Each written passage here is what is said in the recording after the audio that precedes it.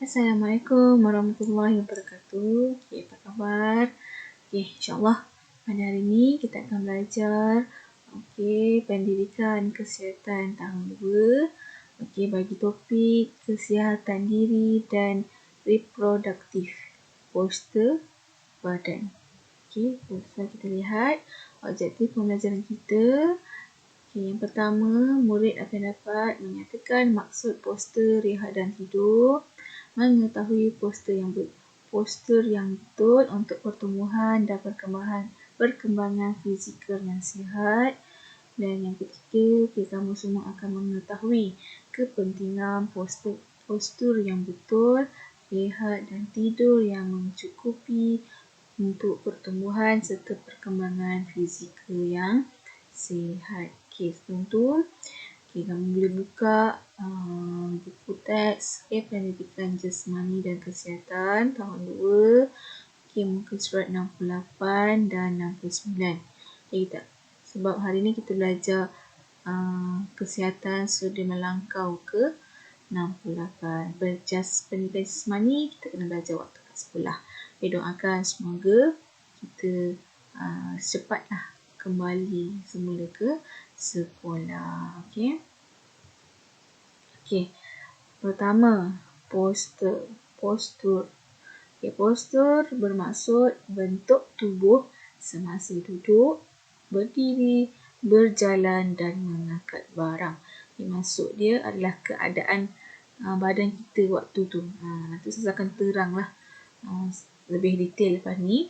Seterusnya, rehat. Rehat bermaksud berhenti sementara daripada melakukan aktiviti fizikal dan mental. Selalunya kan kita dalam seharian mesti kita akan buat aktiviti, betul? So bila kita dah penat buat aktiviti, so kita kena rehat supaya kita nak kembalikan kita punya tenaga, kan? So terusnya tidur. Tidur apa? Takkan tak tahu tidur. Tak pernah tidur? Siapa yang tak pernah tidur tu? Semua orang pernah tidur, kan?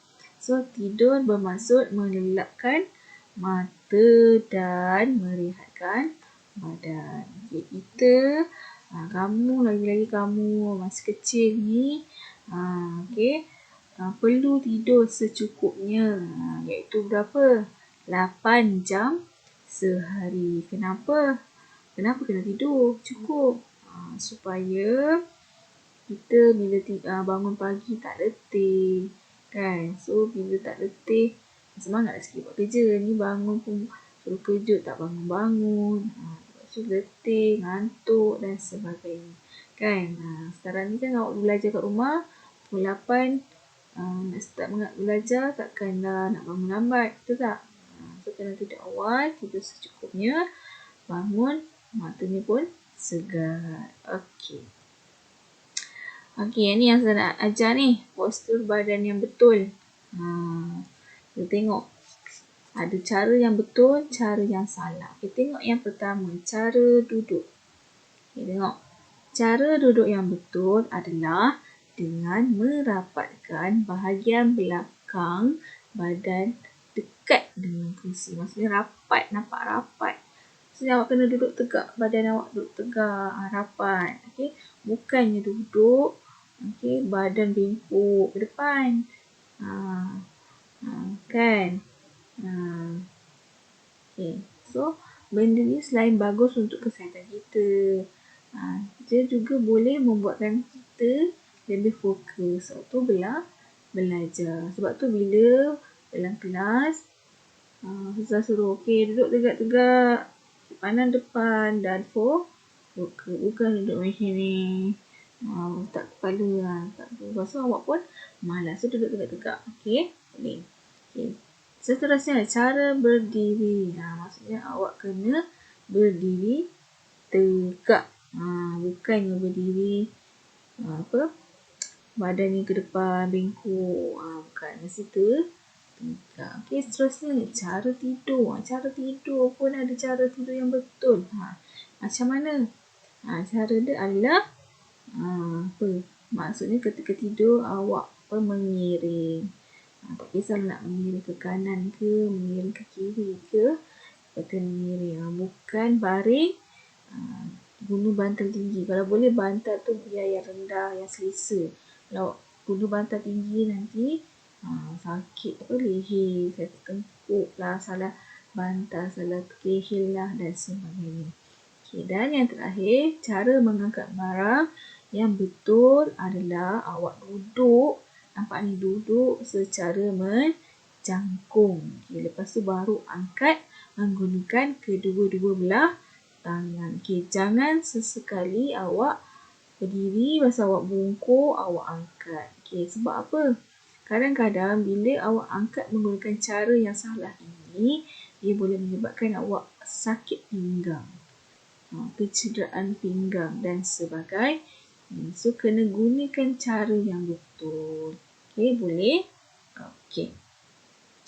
So, seterusnya kita akan lihat, ada dua kepentingan dekat sini. Yang pertama, kepentingan menjaga postur badan yang betul yang tadi itu, dan kepentingan rehat dan tidur. Kita lihat yang pertama, kepentingan menjaga postur badan. Kenapa pentingnya menjaga postur badan ni? Yang pertama, tumbesaran sempurna. Apa maksud tumbesaran sempurna? Maksudnya kamu semua akan besar dengan lebih baik. Maksudnya apa? Tak adalah terbantu. Maksudnya sekarang ni awak masih darjah 2, betul? So, awak akan makin meningkat, umur makin bertambah. So, bila awak tak jaga kesihatan, nanti mungkin tak cukup tinggi, makin rendah saja. Tak cukup berat badan. Betul tak? Sepatutnya bila awak semakin dewasa, awak akan semakin tinggi, berat badan awak pun semakin naik. Normal lah, kan? Betul tak? So, itu kita nak jaga. Itu yang pertama. Yang kedua, mengelakkan kecederaan. Macam yang saya ceritalah tadi, cara nak angkat barang. Kena duduk cangkung elok-elok. Lepas tu angkat guna dua tangan. Jangan awak berbengkok badan terus angkat. Supaya apa? Supaya tak nak berlakunya kecederaan, sakit pinggang dan sebagainya. Boleh? So yang ketiga adalah badan lebih sihat. Susah tahu semua sihat-sihat kan. Walaupun sekarang kita diuji dengan COVID-19, tapi insyaAllah semua sihat. Badan kita dah sihat sebenarnya. Kan, betul. Cuma kita nak lebih sihat, tak mudah sakit. Itulah maksud dia. Kan? Bukan maksud kita tak sihat. Kita dah sihat. Cuma kita nak lebih sihat, tak mudah sakit. Kan, ni sikit-sikit sakit kaki, sakit pinggang. Padahal kita muda lagi. Lainlah orang tua, betul tak? Ni kita muda pun dah sakit pinggang, sakit kaki, sakit tangan, lenguh dan sebagainya. Sebab kita tak buat postur badan betul lah. Tidur, leher tinggi kan, dan sebagainya. Dan kepentingan menjaga postur yang terakhir, hidup lebih cergas. Cergas dan cerdas, ada dua perbezaan ya. Kalau cergas untuk apa? Untuk tubuh badan yang cergas, sihat, macam kamu boleh aktif. Kalau cerdas, CERDAS, untuk minda. Minda sihat. Maksudnya badan cergas, minda cerdas. Maksudnya bila awak cergas ni, nak buat aktiviti pun aktif, semangat, tak adalah lembek. Kan, sukan, semua semangat kan, sebab sihat. Lari, kan, tak adalah lembek, suruh main pun lembek, main bola sepak pun macam tak sepak kan. Boleh? Dan yang seterusnya, kita akan belajar tentang kepentingan rehat dan tidur. Yang pertama, apa dia? Melancarkan proses penghadaman. Maksudnya, kita kan sebagai manusia, kita kena rehat. Betul tak? Supaya proses penghadaman kita boleh berlaku dengan bagus, baik. Apa tu? Penghadaman tu apa? Penghadaman tu, bila awak makan, kan, kita makan, makanan yang kita makan tu akan bertukar menjadi apa? Najis. So bila kita cukup rehat, tidur, penghadaman kita elok. So bila kita nak mudah untuk kita buang air besar, tak adalah sembelit. Tahu sembelit? Sembelit tu nak berak yang macam kena macam tak nak keluar kan awak punya najis tu kan. Susah nak buang air besar. So bila penghadaman kita elok, nak buang air besar pun senang. Tak adalah nak keran lebih-lebih. Macam tu, faham? Yang kedua, kepentingan rehat yang kedua, membina dan membaiki sel-sel yang rosak. Apa maksud dia? Maksud dia apa? Kan? Contohlah, kadang ada setengah antara kita kan sensitif kulit dia. Kalau terlebih penat lah apalah, nanti kulit mengelupas lah, jerawat lah apalah. Kan? Lagipun, pernah tak awak rasa sakit gigi? Pernah tak kamu semua sakit gigi? Siapa yang pernah sakit gigi? Sakit gigi, sakit kepala, sakit badan lah, nak muntah, pening. Kan? Biasanya apa? Kadang mak ayah kita suruh apa? Pergi tidur, pergi rehat. Tak cukup rehat tu. Cuba pergi tidur. Nanti bangun mesti dah kurang dah tu sakitnya. Betul tak? So, bila kita rehat, secara tak langsung, sel-sel dalam badan kita tu dia macam betulkanlah apa yang sepatutnya. Yang sakit, dia kurangkan sakitnya. Faham? Seterusnya, meningkatkan keupayaan untuk belajar dan menyegarkan tubuh. Macam kita lah, kita penat kan seharian.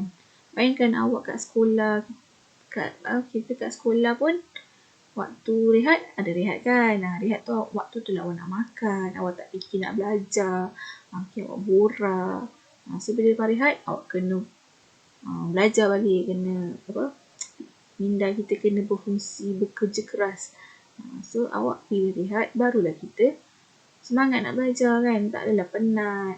Betul tak? Dan yang terakhir, dapat merehatkan fizikal dan mental. Fizikal ni tubuh badan kita lah, mental minda.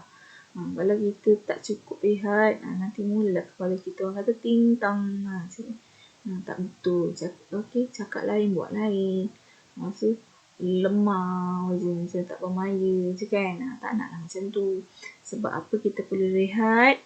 Sebab kita ni cumalah manusia. Kita bukan robot. Robot tu tak tahu penat. Kita manusia, kita tahu letih, kita tahu penat kan. Kita tahu terasa mengantuk. So, kita kena rehat dan tidur secukupnya. So, sekian saja pembelajaran kita pada hari ini. Saya harap awak boleh tahulah cara ingat balik tadi apa saya ajar, apa maksud rehat, tidur, postur badan yang betul yang macam mana, ketika duduk macam mana, ketika berdiri macam mana, ketika tidur mana yang betul, ketika angkat barang cara mana yang betul. So kita kena bukan belajar saja, kita kena praktikkan. Sebab apa kita kena tidur, kenapa kita kena rehat. Benda-benda tu kita kena amalkan dalam kehidupan kita. Sebab benda tu saling berkait dengan kita. Betul tak? Kita yang kena rehat. Betul? So saya harap kamu semua boleh faham. So kita jumpa lagi untuk sesi pembelajaran yang seterusnya. Terima kasih. Wallahualam. Assalamualaikum warahmatullahi wabarakatuh.